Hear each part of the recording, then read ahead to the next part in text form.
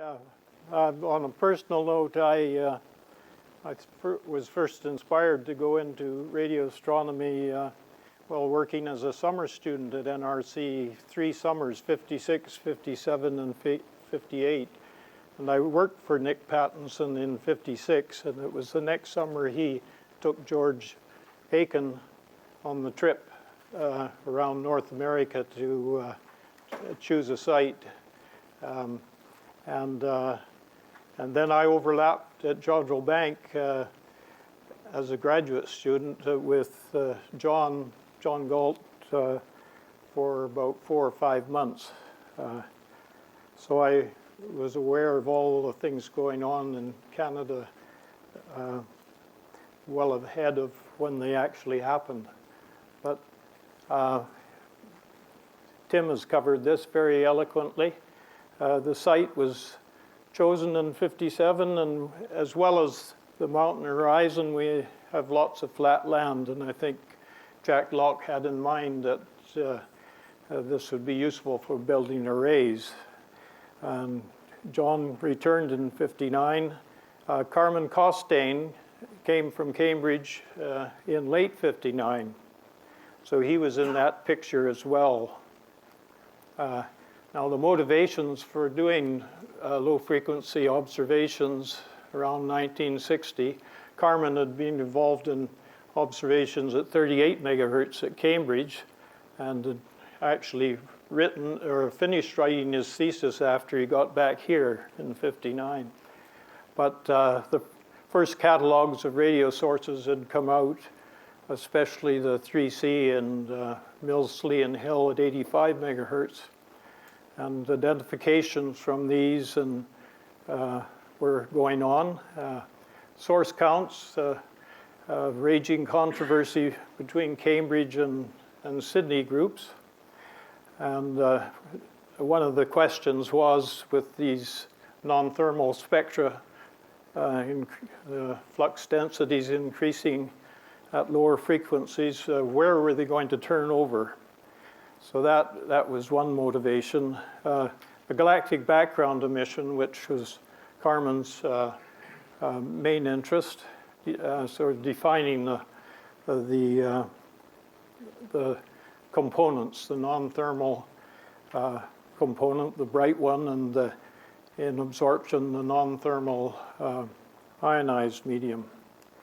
So Carmen set out in 1960 or so to design an array similar in concept to a Mills cross, but as he recognized and was known at the time, you didn't really need the fourth arm of the T. You're switching one arm against the other, and all the interferometer components are available with a T-shaped array. So that was one difference to a Mills cross. The other one, Carmen wanted to preserve the zero spacing component. So he wanted to make sure the overlap region of the two arrays was fed to the emission was fed to both arms, so it would give a pencil beam. It was a Meridian transit instrument, of course, and you had to have sufficient area and bandwidth to reach the confusion limit. After a search of bands around 20 megahertz, he chose 22.25 megahertz, allocated to ship-to-shore communications. So there was virtually no local interference. All the interference came from outside, mainly Japanese fishing boats a few thousand kilometers away. In plan, the array looked like this, east to west, just 1.3 kilometers. That north-south dimension is wrong. It was about 440 meters to the north on the north arm. And giving a beam about 1.5 degrees across. So the people around at the time, Carmen, of course, came in 59. He was joined by David Lacey. Unfortunately, David died about 2 weeks ago here in town. He came in early '62. I came after finishing my graduate work at Jodrell Bank in the end of '62. Jack Dawson joined us as a radio technician from the radio division of NRC in Ottawa in August, the following August. And early '62, the 1,600 cedar poles had been planted, many of them driven by a pile driver. And the array, the crew of 4 there largely built the whole instrument. There were a few contracts let, but mostly it was an in-house job. We didn't do much astronomy in those years until it was finished. And finished at the end of '64. This is a picture, actually, Tony Moffat, a summer student who did help us out, took from the hill to the east. You can see the east-west arm extending and the north arm passing the observatory buildings where we are right now.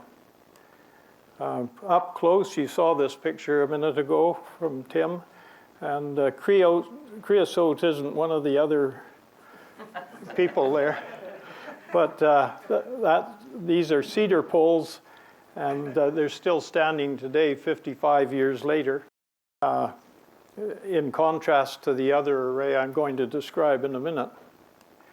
And the array was pointed, some Meridian transit instruments, so you want to phase it up and down the meridian in declination with masses of cables inserted in the at junctions in the branching network, which were switched in and out by a stepping motor remotely controlled from the building. We can probably dispense with this, but we only operated with that single beam until about '67, when we had a system that allowed us to timeshare on 5 adjacent declinations at a time. All the data was digitized and printed out on punch cards, similar to what Phil showed this morning. And we used UBC's IBM 1620 in Vancouver for a while, and then later Energy Mines and Resources computer. And finally, when we got our own PDP-9, we were much better off. Now, meanwhile, back in Cambridge, going back to 1963, Peter Scheuer and Martin Ryle and others, probably including the Gowers here, were asking how low in frequency could one go near sunspot minimum in the long winter nights. September '63, Peter Scheuer built a test interferometer in Resolute in the Canadian Arctic. Chris can tell you a lot about this, because Chris was the graduate student that had to go up and operate it in the cold Arctic night. It's not even the auroral zone, it's above that in the polar cap region. And Chris found that it was quite unsuitable for observations, I think, below about 30 megahertz or so. So there were discussions going on with DRAO between John and Carmen and Martin Ryle and Peter Scheuer. And to make a long story short, we agreed to fast track. I really mean fast track the building of a second, simpler T-shaped array for operation near 10 megahertz. And John Galt took on this challenge, and Jack Locke found the money. And interestingly enough, it was a simpler telescope overall, but it caught up to its construction caught up to the other one, and they were ready to go by the end of 64. And Peter Shore and Chris Burton came out in the final stages of construction and testing, and Chris did the first season of observing with it in the winter nights. It had 48 north-south rows, but instead of switching in cable as we did with the 22, it used a sophisticated hybrid junction network, which is the equivalent of a Butler matrix where you feed in the 48 rows into the complex system, and you get out all the beams, or 64 beams in declination simultaneously. They could only use an 8 kilohertz band, quite narrow. They could find quiet spots near 10.03 megahertz. So initially there were receivers for 2 or 3 of these many beams until after 67, when John and Fritz Bowers at UBC built an 8-beam receiver system. And all the recording was done just scaling by hand. This is, it's again similar in size, about 1.2 kilometers east-west, and the stub going off to the south of 700 meters, and a 2.5-degree pencil beam resulting from that. Here's, you can see a picture. It's very sparse. The east end here extending out, the east-west arm, and the stub going to the south. Up close, you can see the poles here. They didn't bother with cedar poles, and they didn't creosote them. And within 10 years, they were rotting away at the base. This is this complex rookery that, as it was called, with nests of hybrid junctions, hybrid transformer junctions in each of the little white boxes there, and lots of rolls of cable in behind. And of course, we were trying to fit in at the sunspot minimum, and you can see the little red line that just at the beginning of the cycle 20, I think it is, of solar activity. We were just a bit late starting, but fortunately the peak wasn't as great as many other peaks in the 20th century. So observing through the ionosphere, this was the big limiting factor. There was the interference propagated, as Henry described earlier. Refraction was not really a problem. It was a fraction of the pencil beam, but you could usually recognize it when it happened near dawn, often a big gradient in the ionosphere. Absorption, we could measure the absorption with rheometers and correct for that. And scintillation was the real big problem for any sources smaller than, say, 20 arc minutes. Yes, and strong interference from Jupiter as well, 100 kilojanskis, if you like that sort of figure. Discrete source observations, I won't go into too much detail here. Chris Burton observed the first session. Alan Bridle came as a grad student from Cambridge for the next session, and about 125 sources were published, the flux densities for those. At 22 megahertz, we had a first group of 200 sources, and finally, in the end, we measured about 400 sources. This is a typical record. You could see the transiting of a source about 2.5 times the confusion limit, a calibration put in at the end, and sitting on a background of about 40 kilokelvin brightness temperature. We made a study of the radio spectra with Alan Bridle, both 10 and 22 megahertz. About 55% of the sources had a constant index to at least 20 megahertz. And one of the big things was getting an agreement on the flux density scales at these low frequencies.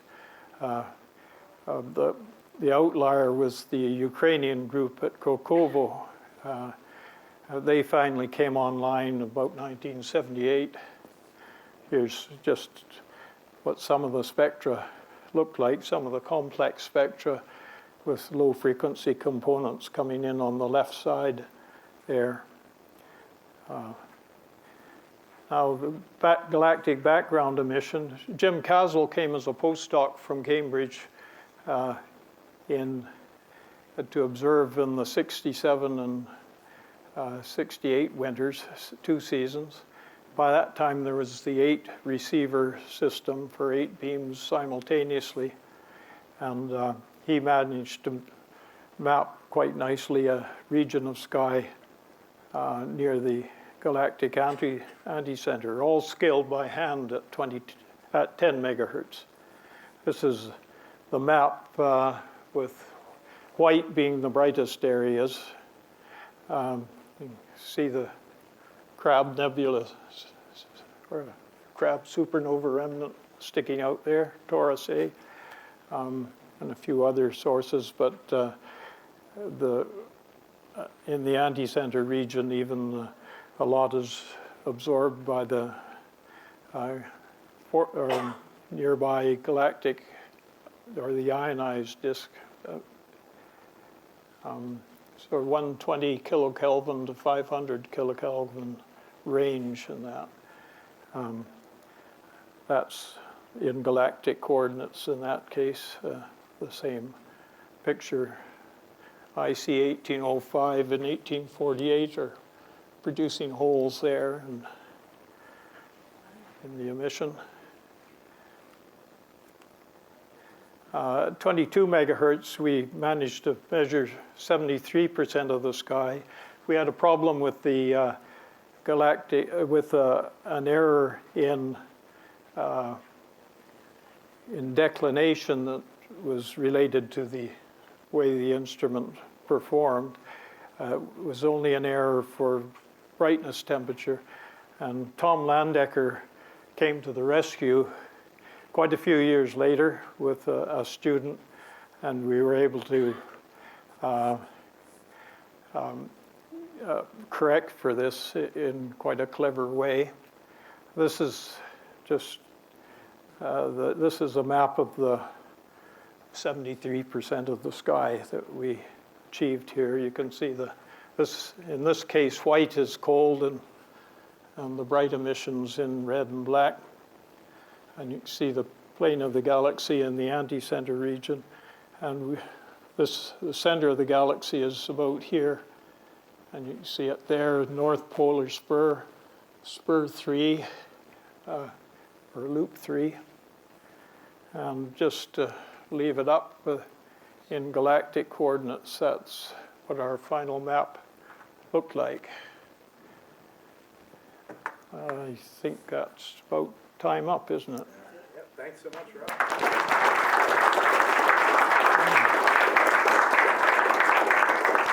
This is just the missing polar. Yeah, that's the polar hole there. Okay. We didn't spend time above 80 degrees because it